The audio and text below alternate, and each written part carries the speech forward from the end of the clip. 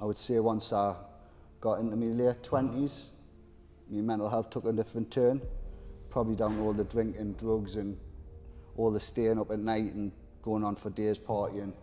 I started becoming a bit schizophrenic, and well, the diagnosis with bipolar schizophrenia at first, I would just get up and do erratic things, taking off to different parts of the country and just doing stupid stuff.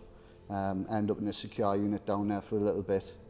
Came back up to Gateshead, I'm from Gateshead originally. Locked myself away with my ma, thinking even my family was in on it. 3-4 years, I think, where I just end up thinking I can't take any more of this. So I'm on this train tracks. I've sat there for a couple of hours trying to pluck the courage up to jump. Eventually I get up, one coming at us fast enough, I think, right, this is it. I goes to jump and then I get a thought in my head, if you do that you're going to end up in hell. And the shock of that, like, thankfully stopped us from jumping. I ended up in hospital again. And in hospital this time, I got put in a room by myself, and it had like a little set of drawers in, and I opened them up and there was like a little Gideon's Bible in there. And I didn't think of crying out to God until that moment. I just said a heartfelt prayer, God, if you're real, please help us. Start reading this little Bible. And I'm going through the book of Matthew, it gets to like, what is like the Sermon on the Mount. And Jesus, when he's talking, this bit like proper scared is Jesus, and he's saying, if your hand's causing you to sin, chop it off. If your eye's causing you to sin, pluck it out. Talking about heaven and hell, and I was like, if that's real, I'm doomed. You know, all the life I've lived.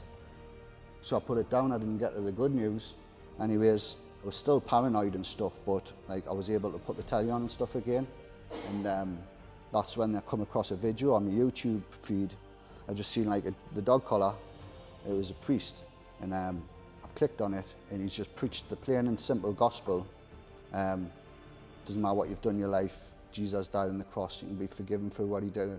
And at the time I didn't know what was happening, but I'm just crying my eyes out.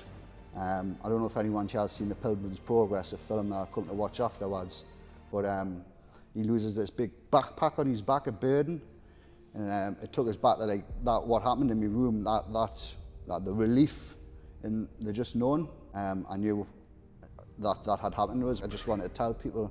My man that thought I was nuts, like, so when he went from that to that, but they can't change, like, they can't deny the change in us, like the sound mind, anger and stuff that's went, and yeah, drink and drugs. God just delivered us from all them strongholds. He says, come to me, all who labour and are heavy laden, and I will give you rest.